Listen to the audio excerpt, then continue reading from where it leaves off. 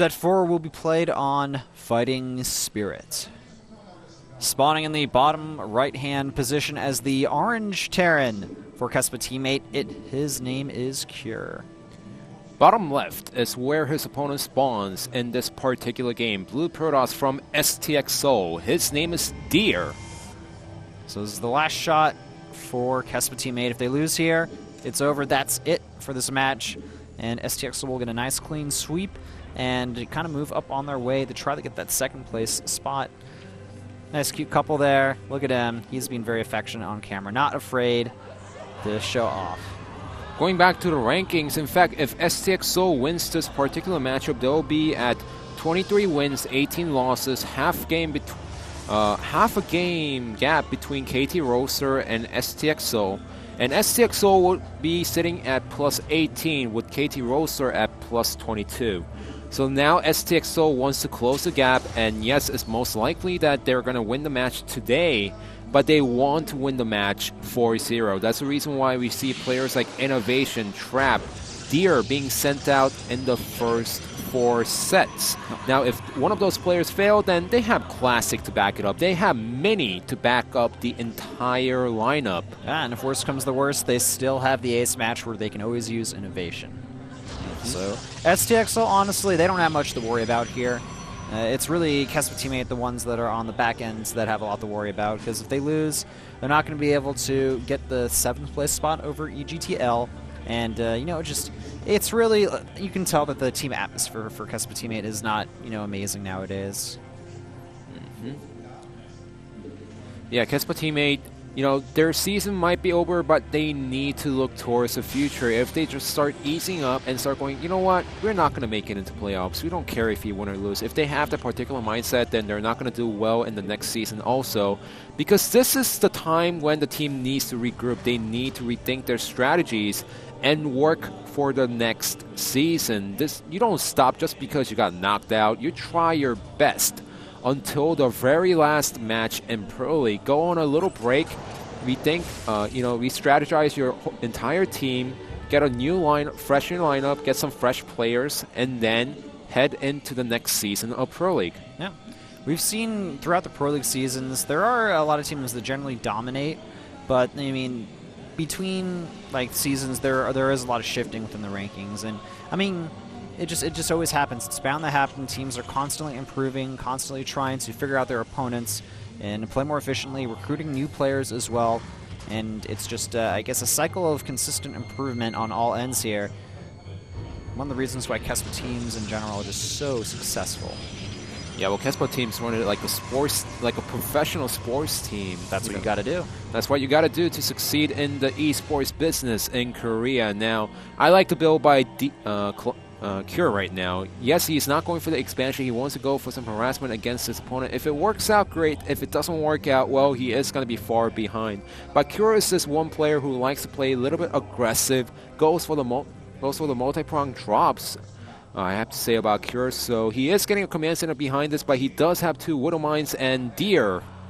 And seems like the players are ready to go. All right, the countdown's beginning. 3, 2, 1. Into additional countdown, 3, 2, 1, and we resume from 4 minutes and 53 seconds. All right, so back into this game here. Yep, right where we left off, pretty much. The Nexus is about to complete on the Protoss end. Command center starting for Cure as well. He's got Widow Mines in production here. No starport yet to see. We do have a few Marines moving across the map. The Reaper going to go into the main base, do a little bit of scouting, but will be repelled by this Stalker here. Yeah, well, Deer also needs to micro the probe a little bit because he can snipe 1 probe before heading out of there.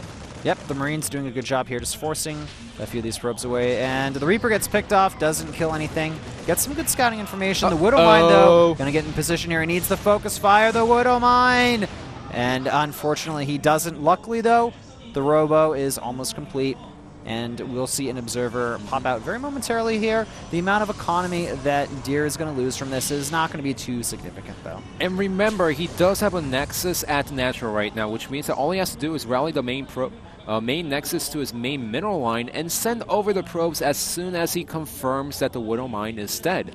Huh, interesting. We have a Twilight Council follow-up here from Deer. And don't see any observers on the way. Okay, there we go. That first observer was completed there. So he does pick off the annoying Widow Mine there. Overall, solid defense from Deer. He is ahead in supply currently. And now it's going to come down to, can he defend against cures, drops, and harassments here? He's going for the armory. He's getting a tech lab, I believe, for the barracks as well.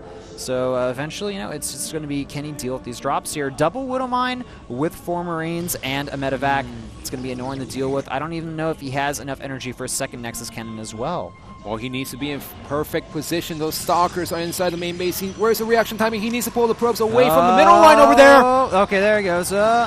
Oh! Nice micro by Cure. Gets a lot of probes this time with around, the drop. The Widow Mine. Okay, the second one doesn't do as much damage there. The first Widow Mine, I believe, got up to 5 workers, though. And let's see. Yeah, actually got up to 6 total. Very, very nice. And the second Widow Mine trying to walk inside the main base and barely slips through, but the cooldown is still in effect. And Deer will take it out, no problem. He does get a nice scouting inside the main base, however. Yeah, seeing the Twilight's important, but does not see the Dark Shrine, which is proxied. Very, very smart there from Deer to proxy that Dark Shrine. And we do have an engineering base start pretty much instantly here behind this, and it's a pretty normal time to get it anyway, so not too surprising there. The Dark Shrine will complete pretty soon around the time of the engineering bay. The question is, will the DTs be able to move into the Terran player's base and do damage? Well, first, we do see Cure making Hellbats behind this. We don't see the cannons in the middle line, so Deer is going to have some hard time defending against the Hellbat drops. Inside the main base and the natural, the Observer double confirms that there is a reactor next to the factory and does see the Hellbats. Yeah, so he's going to know about this unit composition here. And we do have 2 DTs warping in above the natural here. A turret's on the way, though. We do have a Warp Prism on the way as well here. And the DTs may actually just be able to slip by here unhindered. Yeah, well, he needs to micro it perfectly. Now, there is a Hellbat drop inside the main base. Nice force field. And the DT just walked by. There's no units inside the bunker. It's actually kind of funny, man. They're just walking by. No one cares. And, oh, no, the SCVs. They're just going to get picked off so fast here. 2 DTs going to work here. Cure now realizes what's going on here. DTs in your main mineral line. That's pretty much the worst-case scenario for the Terran player. Now forced to send all of his SCVs over to the main base here, and he's going to have to use a few scans to clean these up as well, but overall just not a great place to be in here for as the Terran player. The Hellbats come out. They're going to eventually be able to pick off the DT. No, it escapes, and another scan is going to be forced to get used there. Actually, no. Attacking his own Hellbat does pick it off there. The engineering bay goes down, though. Yeah, well, this was so perfect because he knew that his opponent was going to wait for the scan and kill off his opponent. So all he had to do is split up the DTs in 2 positions, and there's another DT that's taking out the turret. The scan goes down. The DT, though, it's going to be able to escape out of the line of sight of that scan there. The economy for Terran player Cure not in the best position here. And because he drew out so many scans, this DT does fall, but remember, there's another DT walking by. There's a Warp Prism going inside the main base. You know what? He doesn't even need the warp in DTs. He can warp in Zealots. He can warp in anything here. Yes, he can, and he does have the minerals to do so. He can warp in 3 Zealots at the same time. And the DT's also eating away on the SCBs at the natural. That was just a fake inside the main base, but does he have enough defense at the natural? Deer's got plenty of defense here. The head defend against this drop. The cannon is going to help out. There's additional units here, and yeah, the drop's going to be deflected quite easily, but the Hellbats in the main base, they could end up doing a lot of damage. A few probes get picked off from the mineral line there. They're forced to run away as well. And now Deer bringing a few units back home. Where is the medevac, though? It's not even really doing anything. Another scan goes down to pick off that DT, but, I mean, 38 SCVs, the 49 probes. The economy for Cure in this position just... it's not good at all. And remember, the Hellbat drops, they haven't done anything while the DTs were always eating away on something, getting the eBay, getting the SCVs, getting the extra turrets and supply depots inside the main base. The game is on Deer's side right now as he has fantastic lead against his opponent. Interesting location to put that, a Warp Prism. I'm sure he'll try the Warp and DTs in the main base or something here. And I really question Cure trying to move across the map here because there's not a really, you know, he doesn't have too many units in this army composition. Deer is, you know, overall pretty solid, and this Observer will spot this attack coming here. There's no way this is going to really do a lot of damage. Yeah, well, thinking from Cure's perspective, he didn't do any damage, so he's telling himself, I need to do something right now. Force fields, picks off the Hellbats. Actually, no, one of them escapes, and now here's the issue. There's another drop going into the main base of Deer as well, pulling away those SCVs, and the Marauders and Marines are going to do a good amount of damage actually here. Deer forced to retreat and pick off, or defend in this location. The medevac does end up retreating here. This is kind of what Fantasy did to get back in his game here, and it looks like Deer, he really wants to go for a third expansion, but with these constant drops in aggression from the Terran side, he's going to have to kind of sit back and relax for a little bit. Don't forget, though, Deer has Psionic Storm. Yes, he does right now, and if Cure decides to attack anytime soon, then it's going to be a killing blow to Cure, actually, as the storms are going to land perfectly on the Bio Army. So it's better for Cure to apply constant aggression while getting a third command center up for himself to play an economic game. Yes, he is down, but he does have, remember, he's a Terran player. He could drop the mules anytime he wants to. He could build a command center inside his main base and lift it over to the third area, and seeing that Deer is going to play a macro game, it's better for Cure to just sit back, do not go for a timing attack, and then play the game out. Building a third command center after realizing that his Protoss opponent wants to take an expansion here, but this may be just a trick in Deer's sleeve here. If he can get a good engagement here, he's going to put down the Storms. Storms go down, hit a lot of units there. Look at that, excellent feedbacks as well. The Terran army on the run now as well, and additional warpins near that third base. Can we see a feedback on the medevac? No! Unfortunately, just a hair shy away, but the Stalkers are going to scare it away. And these additional Protoss units, we can see a feedback going down. Picks off the medevac as well. The Zealot's going to clean up those 2 lone Marauders there. And I think this is going to be an excellent time for Deer to go for a large attack on his opponent. He's ahead about 10 supplies. We already see bunkers at the natural of Cure. And there's still this War Prism here for potential harassment.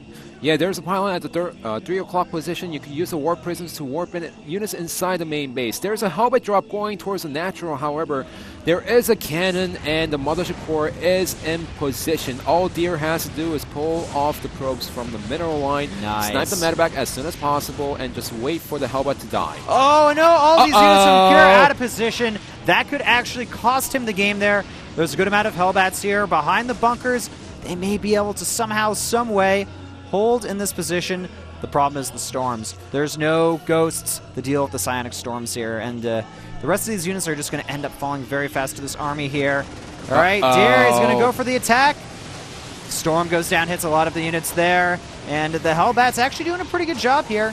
They can weather those storms pretty efficiently. Deer needs to add in more Stalkers or more Archons into this composition. I think he realizes that it may be just a little bit too much for him to attack into that position, and he does back off. Very smart moves. Yeah, and it's much better for him to back off in this position. It's better for him to just scare his opponent and pull back rather than trying to botch an attempt and allow his opponent to come back into the game. All he has to do right now is buy some time to get the Colossus out. He showed the storms to his opponent saying, get the Ghost Academy, go for the Ghost, I'm going to tech switch into Colossus, and you're not going to see this on the way. Indeed, you do have a double drop heading towards the third base. Colossus tech already out now for Deer. I would like to see the double robo from him. Oh, the Dark Templar going to block the third base. So smart. And we do see a force scan there. The DT, is it going to escape? No, unfortunately not. The double drop now moving towards the third base. There are a few units over here for defense, but Hellbats and Marauders in the drop, they can eat up that storm all day. Doesn't really matter. Just going to do a little bit of damage to them. The Stalkers here in the back, though, will be able to eventually scare away this drop. And the medevac pretty low on health as well there. Nothing in there. Going to be useless for now. So now with the Colossus, look at Classic's army composition. Yes, he is adding the Ghost. That's going to be perfect against the Templars that Deer has right now. But the problem is the Colossus. He has nothing to eat away on the Colossus. He doesn't have that many Marauders, few Hellions, and no Vikings in the main army composition. Once the second Colossus hits, Cure's going to lose the engagement right away. Oh, excellent storms going down there, hitting a lot of those units. Going to force Cure back here. There's no way he can engage here. Like the fact that there's storms and Colossus, and he doesn't have Vikings and Ghosts to deal with them at the same time, it's generally just going to be a losing battle for the Terran player. But Cure, he really wants to make something work. Another good storm goes down. The Ghosts now are going to do their best to deal with those High Templar, but nice storm hits the majority of those Ghosts, getting them at least, a little bit into the yellow health-wise. Supply-wise, though, I mean, the Protoss player's ahead. You don't generally want that until you hit that maxed out scenario. And we see Deer adding on a few more gateways, continuing to build these Colossi, and no Vikings in sight. Well, he is building the Vikings right now. 2 Vikings have just finished, but 2 Vikings against 3 Colossus, 2 over here and 1 back at the main base. Not going to be enough. Deary wants to go for the attack here. Excellent. Time Warps go down. Storm as well. Now, the question is, can the Hellbats clean up the Zealots in time? Most of the Zealots have been picked off here, but no, there's a few units in that medevac. They're going to be evacuated now, but the problem is, and the back, the Colossi, the Immortals, the 3 Stalkers as well. It looks like Deer has just enough units to break through for now, but he doesn't want to overcommit, playing this very smart. Yeah, he only has the Colossus over there. Only a handful of Stalkers. If the Vikings come over right now, then he can finish the Colossus and put the game back on his side. So it's better for Deer to just wait for a warping of Zealots and Stalkers, go for the dirt base, cripple his economy, and catch his opponent's army out of position. Good decisions here from the Protoss player, forcing his opponent to say, all right, man, if you want this space, you have to defend. Here deciding, I have to evacuate now. I can't even attack that head on. And that Hellbat, a little bit out of position there. Nice Storm, picks off a few units there. And these reinforcement units are going to go ahead and scare away. GG is called. It looks like Kira could not take the constant aggression.